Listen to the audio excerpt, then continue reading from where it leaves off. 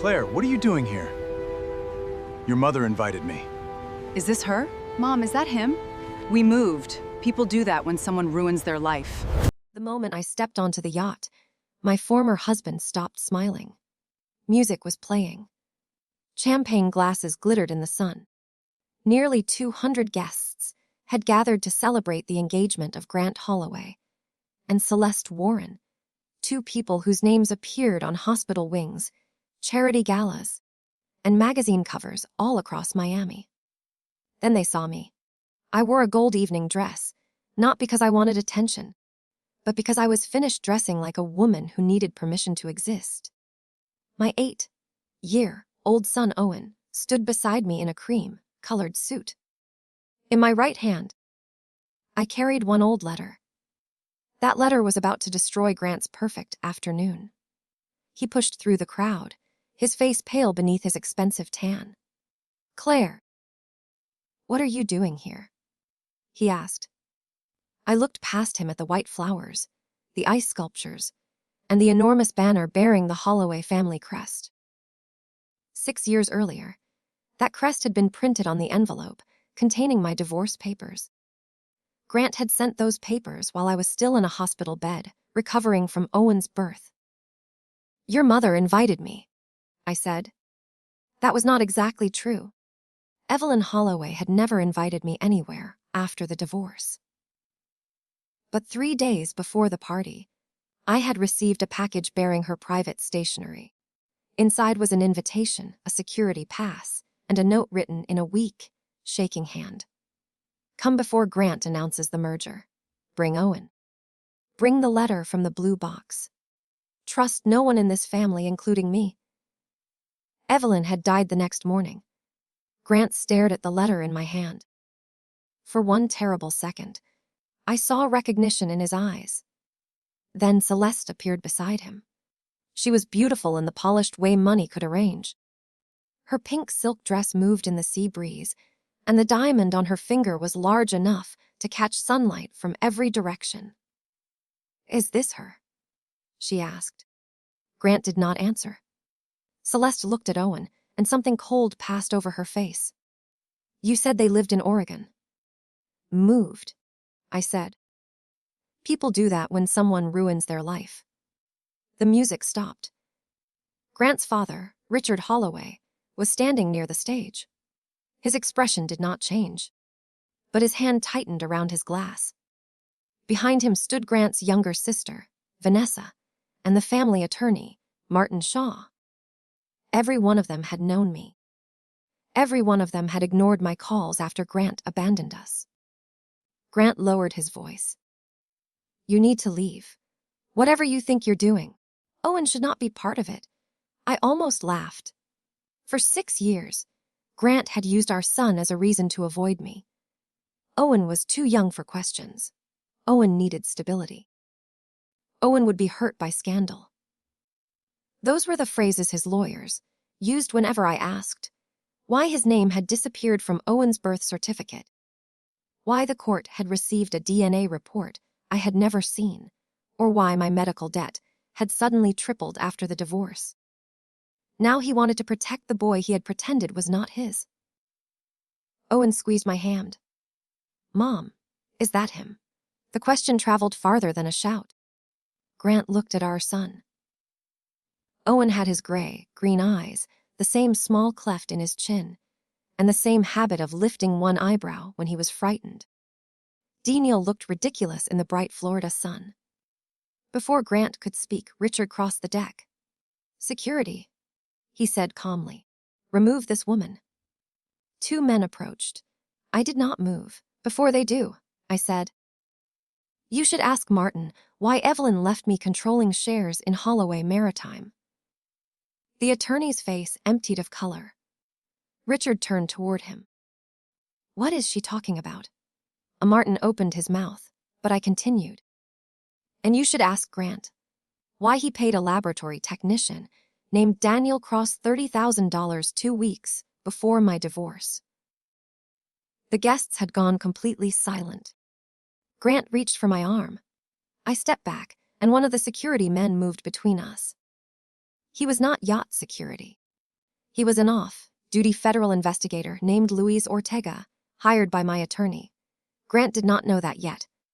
"You are confused," he said. "You have always been confused."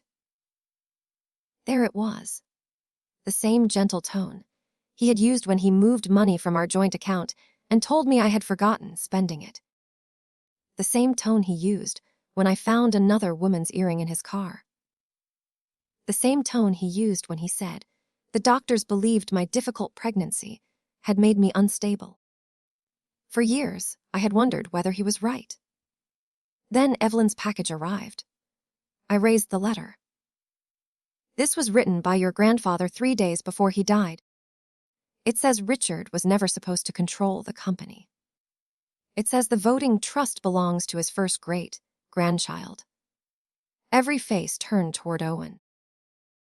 Richard's glass slipped from his hand and shattered on the deck. That was when I knew the letter was real.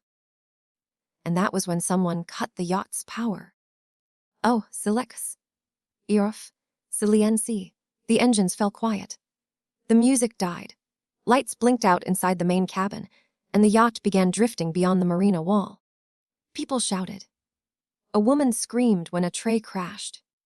Crew members hurried toward the bridge, but Louis stayed beside Owen and me. Grant leaned close enough for me to smell champagne on his breath. "Give me the letter," he whispered. "No. You have no idea what my father will do. I know exactly what your family does when money is threatened. I had learned it slowly.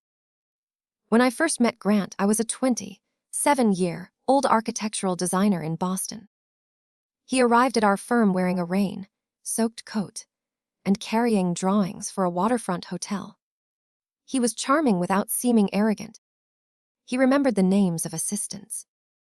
He brought coffee to late meetings. When he asked me to dinner, I believed I had found a kind man who happened to come from a powerful family. For 3 years, he made me feel safe. After we married, the small changes began. He disliked one of my friends. He said my job was exhausting me. He convinced me to let his accountant manage our taxes. Whenever I questioned him, he became wounded instead of angry. I began apologizing for things I had not done. My pregnancy changed him completely. Grant's grandfather, Arthur Holloway, was dying then. Arthur had built Holloway Maritime from 2 cargo boats into a shipping empire. He cared little for polite society and even less for Richard, his only son. During my 5th month of pregnancy, Arthur asked to see me alone. He placed his hand over mine and said, "This child may be the only honest future my company has." At the time, I thought it was a dying man's sentiment. Arthur died 6 weeks before Owen was born. The night I went into labor, Grant said he had an emergency board meeting in New York.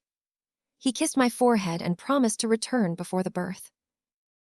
He did not return. Owen came early after 18 hours of labor. There were complications, surgery, and several days when I could barely sit upright. On my 4th morning in the hospital, a process server entered my room. Grant accused me of infidelity. His filing claimed he had received private DNA results proving the baby was not his. My bank card stopped working that afternoon. The apartment belonged to a Holloway company, so I received 30 days to leave. Grant never answered my calls. Richard's lawyers offered me $50,000 if I signed a permanent confidentiality agreement and waived any claim for child support. I refused. 2 days later, anonymous messages appeared online calling me a fraud who had tried to trap an heir. The DNA report reached the family court before I could demand an independent test. According to the report, Grant was excluded as Owen's father. The chain of custody page showed my signature, but I had never signed it. My lawyer promised to challenge the result. Then he suddenly withdrew, saying his firm had a conflict. I had no money left to continue. My mother helped me move to Oregon. I found remote design work, raised my son, and tried to build a quiet life. Grant married briefly, divorced quietly, and rose through the company. He never sent a birthday card, never asked for a photograph, never once contacted Owen, but I kept one thing. During our move, I found a small blue box hidden behind books in Grant's study. Inside were Arthur's old fountain pen, a key, and a sealed letter addressed to Grant. I mailed the box to Evelyn because I believed it belonged to her family. A week later, she called and asked whether I had opened the letter. I said no. She told me the box had never arrived. That was a lie. The package Evelyn sent before her death contained the same blue box. The seal on Arthur's letter was still unbroken. The key opened a private safe, deposit box in Miami. Inside that box, my attorney and I found Arthur's original trust agreement, financial ledgers, and a voice recorder. The documents explained everything. Arthur had placed 1% of Holloway Maritime into a voting trust for his first biological great-grandchild. Until that child reached 25, the child's legal guardian would control the votes. If no great-grandchild existed within 10 years of Arthur's death, the shares would return to Richard. Owen had been born 6 weeks after Arthur died. If Grant admitted paternity, I would control the largest voting bloc in the company. So the Holloways erased Owen. The power returned after 4 minutes. The engines did not. The captain announced that a fuel control failure had disabled the yacht. A harbor vessel was coming. Guests were asked to remain calm. Richard pulled Grant, Vanessa, and Martin into the main salon. Celeste followed. Through the windows, I saw Richard pointing toward me while Martin spoke rapidly. Then Vanessa slipped out through a side door and came toward me. Grant's younger sister had once been my closest friend. She had held my hair through morning sickness. After the divorce, she blocked my number. Now her eyes were wet. "Evelyn told you," she said. "Not enough. Claire, you need to get Owen off this boat." "Why?" She glanced toward the salon. "Because the engine failure was not an accident." Before I could question her, Louis received a message through his earpiece. He looked toward the lower deck. "The captain is missing," he said. At that moment, smoke began rising from below. "Partecher Tichi Reko DG, Ian Tichi Blue Bucks," the fire alarm sounded. Sharp and mechanical. Crew members ordered everyone toward the open deck. Smoke spilled from a service stairwell, and panic moved through the guests faster than the fire itself. Louis lifted Owen into his arms. I followed him toward the bow, but Richard stepped into our path. "The letter," he said. His calm mask was gone. For the first time, I saw what Evelyn had feared. "Move," Louise warned. Richard looked at him, then at the investigator's badge. A flicker of calculation crossed his face. He stepped aside. The fire was contained within minutes. Someone had set cleaning cloths alight inside a metal storage room. There was more smoke than damage. The missing captain was found unconscious near the engine controls, alive but bleeding from the head. That was no mechanical failure.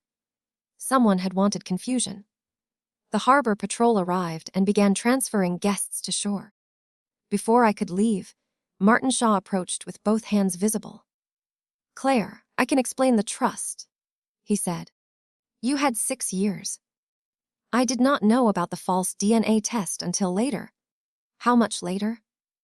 He could not meet my eyes. 3 months. 3 months. Owen had still been an infant. One phone call could have changed our lives. "You helped them keep the lie alive." Richard threatened my family. He said he would destroy me. "And you decided my family was cheaper." Martin flinched. He told me Evelyn had spent years collecting proof against Richard. She had learned about illegal payments, false cargo records, and bribes to port officials. But her greatest fear was not financial crime. She believed Richard had hastened Arthur's death by replacing his heart medication. I thought of the voice recorder from the safe deposit box. My attorney, Dana Brooks, had listened to its 3 files. The first was Arthur describing the trust. The second was an argument between Arthur and Richard about falsified company accounts. The third contained only 6 seconds of footsteps and a door closing. Or, so we had believed. Evelyn said the recorder had a hidden memory card. Martin told me. She never found it. I remembered the fountain pen inside the blue box. It was heavier than an ordinary pen. My hand went to my evening bag. It was gone. I had kept the blue box and the original trust papers in a hotel safe, but the fountain pen was in my bag. So was a certified copy of Arthur's letter. During the smoke, someone had removed the bag from my shoulder without my noticing. Across the deck, Celeste was boarding a patrol boat. My gold bag hung from her wrist. "Celeste!" I shouted. She looked back. For an instant, surprise showed on her face. Then she jumped onto the patrol boat and disappeared behind other guests. Lewis radioed the officers on shore. When we reached the marina, Celeste was waiting beside a police car. She calmly handed me the bag. "You dropped it," she said. The letter was still inside. The pen was not. Grant came down the gangway and put his arm around her. She leaned into him as if nothing had happened. "Search her," I told the officer. Celeste smiled. "On what grounds?" The officer checked her small purse with permission. It contained no pen. Grant called me desperate. Richard called the entire event an unfortunate family disturbance. Within an hour, their public relations team released a statement saying an estranged former relative had disrupted a private celebration with unverified claims. But their plan had already started failing. Before boarding the yacht, Dana had filed an emergency petition in probate court. The original trust agreement was now in judicial custody. A judge had ordered Grant and Owen to submit to a supervised DNA test. The court had also frozen any merger or sale of Holloway Maritime shares.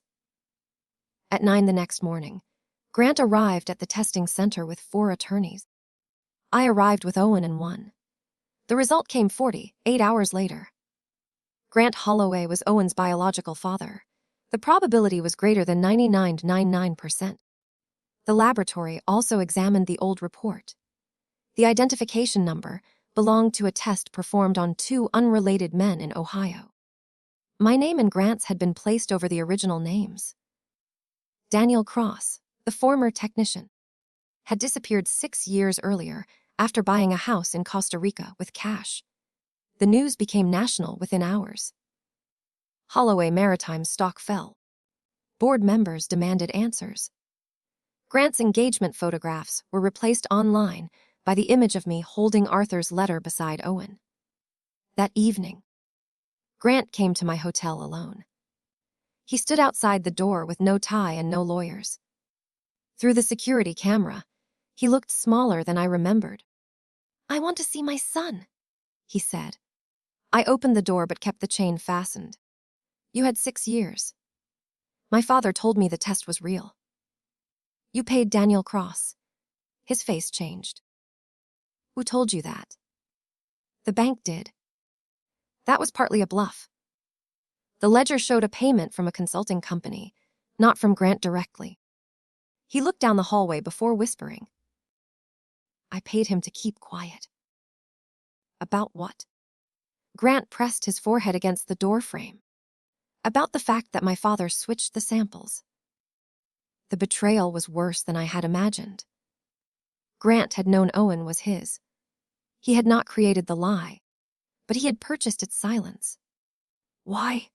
I asked, though I already knew. "If you controlled the trust, my father said the company would collapse. He said thousands of people would lose their jobs. He said we could fix everything later." "When was later, Grant?" He started crying. I felt nothing.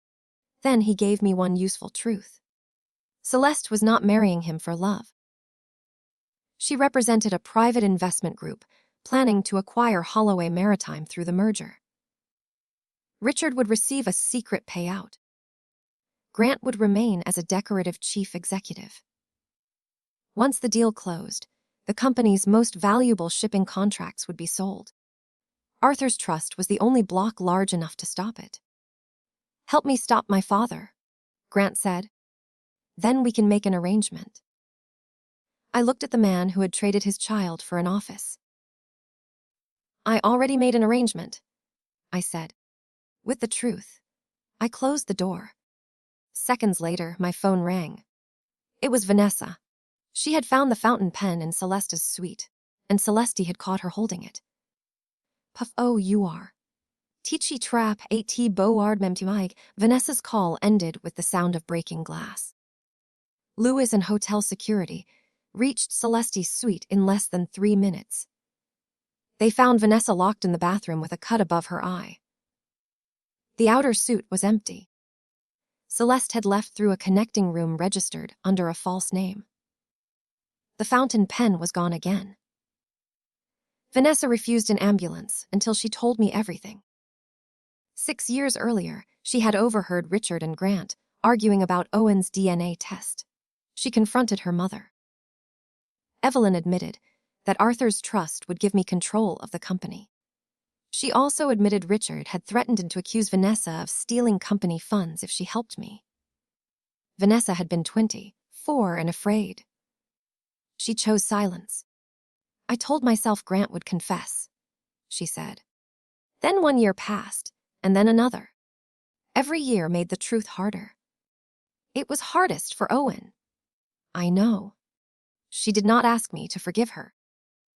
That was the first honest thing anyone in the family had done. The next morning, Richard called an emergency board meeting. He planned to remove Grant, discredit the trust, and approve the merger before the court's freeze could be formally extended. Dana said the vote would violate the temporary order, but Richard believed he could complete the transaction and fight about it later. Men like Richard treated punishment as an expense. If the profit was larger, the law became only another bill. I decided to make the cost impossible to pay. Vanessa knew Celeste would attend the board meeting. She also knew Celeste believed the hidden recording could implicate Richard in Arthur's death. We let one rumor reach her. I had discovered how to open the fountain pen, copied the memory card, and planned to play it for the board. It was not true. We still did not have the pen, but Celeste did not know that. Dana arranged for me to attend the meeting as Owen's guardian and the provisional representative of Arthur's trust. The courtroom order was delivered to every director. Reporters gathered outside the Miami headquarters. Federal investigators waited nearby with warrants connected to the false laboratory payment and company accounts. I left Owen with my mother in a guarded hotel room. Before I left, he asked whether Grant would go to jail.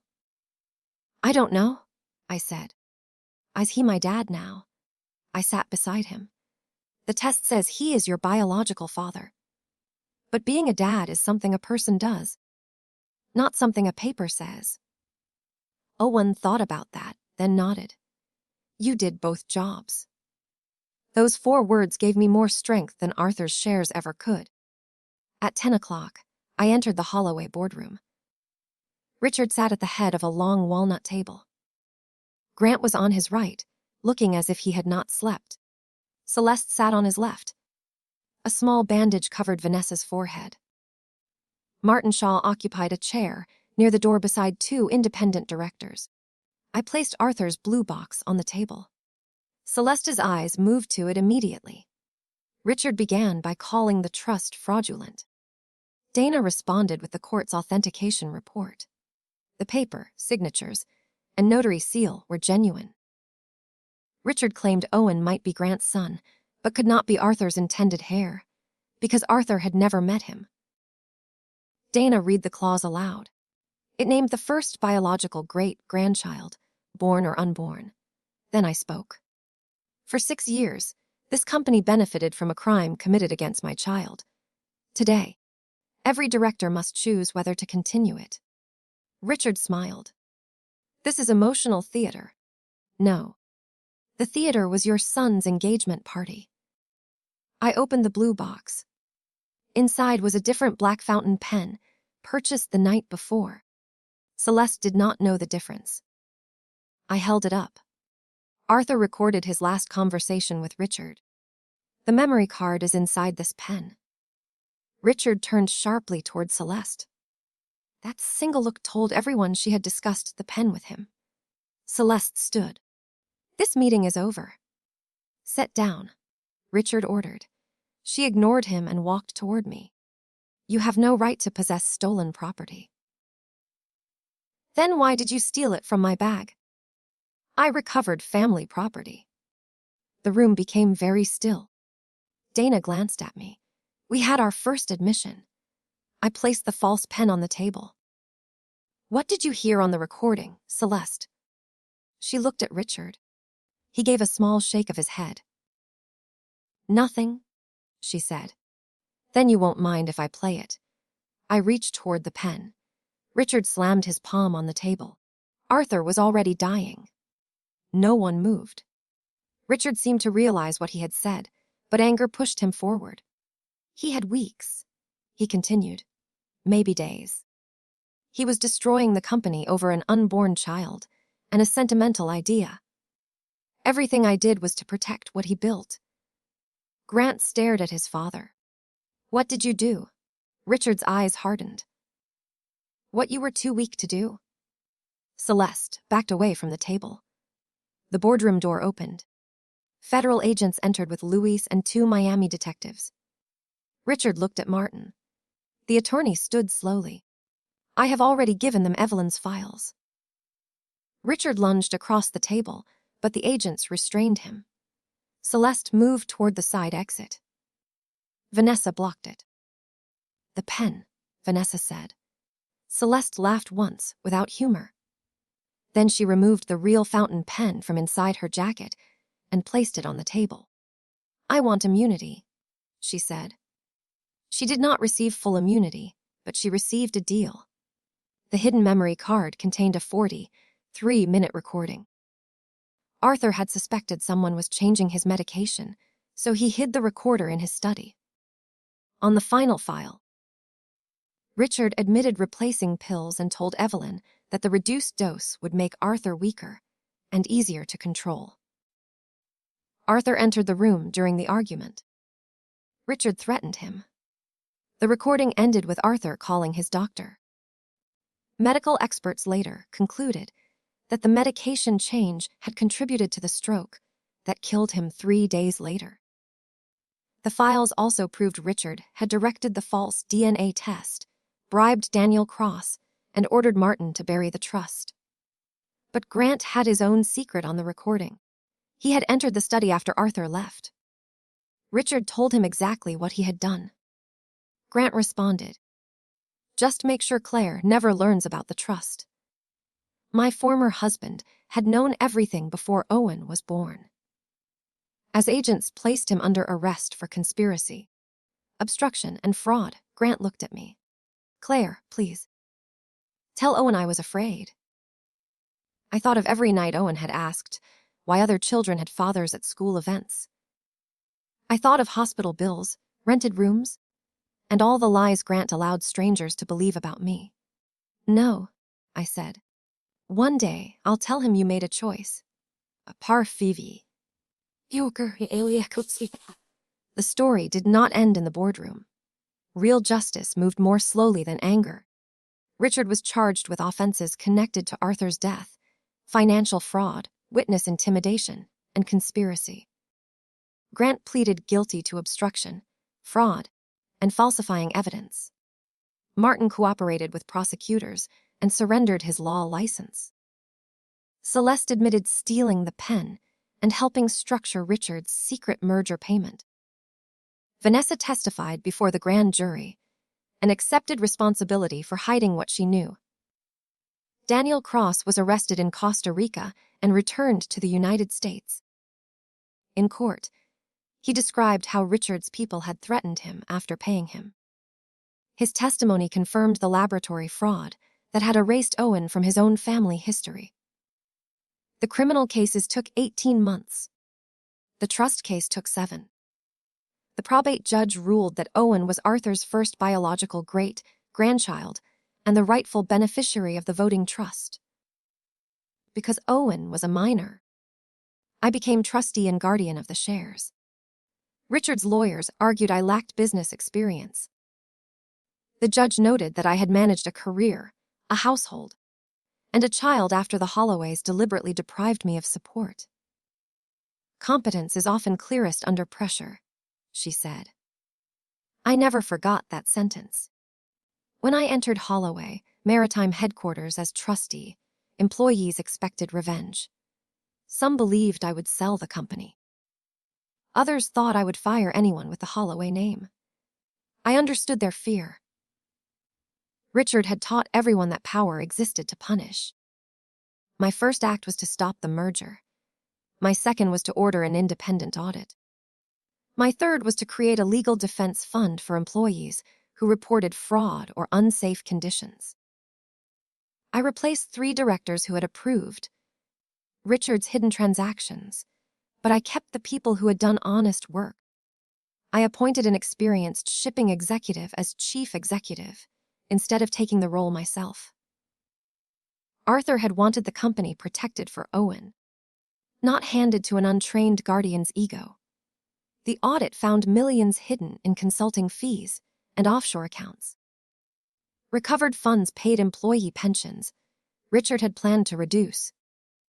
We sold the yacht and used part of the money to settle unpaid injury claims from dock workers. The engagement yacht had cost $12 million. At auction, it brought 9. Watching it leave the marina gave me a satisfaction I will not pretend was noble. Grant received a 4-year federal sentence. Before sentencing, he asked the court for permission to write to Owen. I left the decision to a child therapist and, eventually, to Owen. I did not want revenge to turn me into another person who controlled his life in secret. For nearly a year, Owen wanted nothing. Then he asked Grant one question in a letter. Did you ever hold me when I was a baby? Grant answered that he had come to the hospital late at night, after I was asleep. He had stood outside the nursery and watched Owen for 10 minutes through the glass.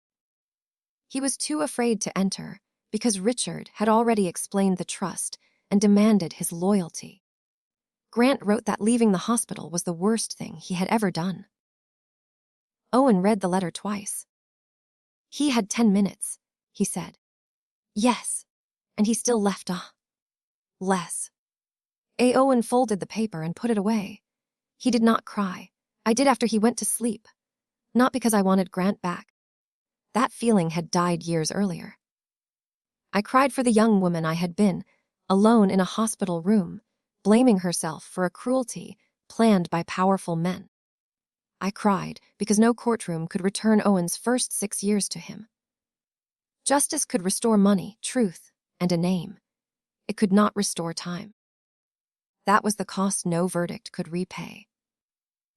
Vanessa took longer to understand why I could not welcome her back into my life. She had helped expose Richard, and she had been brave in the end. But courage at the end did not erase silence at the beginning. Will you ever forgive me? She asked outside the courthouse. I hope I will, I said. But forgiveness is not the same as trust. She accepted that. Over time, I allowed her to send Owen birthday cards. Later, supervised visits became lunches. I watched carefully, but I also watched Owen. He liked her. She never asked him to defend the family or carry her guilt. Slowly, she became his aunt in action, not merely in blood. Evelyn remained the hardest person to judge. Her final package had saved us. Her evidence brought down Richard. Yet she had also known enough to help me years earlier and had chosen fear. In the blue box, beneath Arthur's documents, I found a second note addressed to me. Claire. I told myself I was protecting my children. In truth, I was protecting the life Richard paid for. By the time I found courage, much of the damage could not be repaired. Do not call my final act brave. It is only late. Use what I have sent you to protect Owen. Then build something better than our family did. I kept that note, not as an apology, but as a warning. Money can make cowardice look respectable. Families call it loyalty. Companies call it stability. Lawyers call it strategy. But beneath the polished words, a lie is still a lie, and a child still pays for it. 2 years after the yacht party, Owen and I returned to Miami for the opening of the Arthur and Evelyn Holloway Maritime Training Center. I had debated removing Evelyn's name. In the end, I kept it there because people are rarely only the worst or best thing they have done. Her silence caused pain. Her final choice helped end it. Both truths belonged on the wall. The center offered paid training to workers who could not afford maritime school. No family connection was required. No famous name opened the door. After the ceremony, Owen and I walked to the water. He was 10 then, taller and more serious, but still holding my hand when he thought no one was looking. "Is the company mine?" he asked. "The trust is for you. But a company also belongs to the work people give it. Your job when you're older is to remember that. Do I have to run it? No. You get to choose your own life." He smiled. Choice was the inheritance I cared about most. My revenge had not been Richard in handcuffs, though I remembered that sight. It had not been Grant losing his office, though he deserved it. It had not been Celeste's engagement, ring returned to a jeweler, or the yacht sold to strangers. My real revenge was waking each morning without doubting my own memory. It was hearing people say Owen's name with respect after years of pretending he did not exist. It was using the fortune meant to control us to free other people from fear. One afternoon, shortly before Grant's release, I received a final letter from him. He apologized again. He said prison had changed him. He asked whether there might be a place for him in Owen's life. I did not answer for my son. I gave him the unopened letter and told him he could read it, save it, or destroy it. Owen opened it. When he finished, he asked me what I thought he should do. "I think you should do whatever lets you respect yourself tomorrow," I said. He placed the letter in a drawer. Maybe he would answer one day, maybe he would not. That choice belonged to him. As for me, I no longer needed Grant's regret. For years, I imagined revenge as the moment he finally understood what he had lost. But his understanding was not necessary for my healing. His apology was not a key to any door I still needed opened. The old letter from Arthur now rests in a glass case at the training center. Visitors see faded pages and careful handwriting. They do not see the hospital room, the forged report, or the frightened child on the yacht. They do not know how heavy that paper felt in my hand when I faced the family that had erased us. I know. I also know what happened when I refused to lower it. They had money, lawyers, a yacht, and 6 years to bury the truth. I had one letter, one brave little boy, and nothing left to fear. In the end, that was more than enough.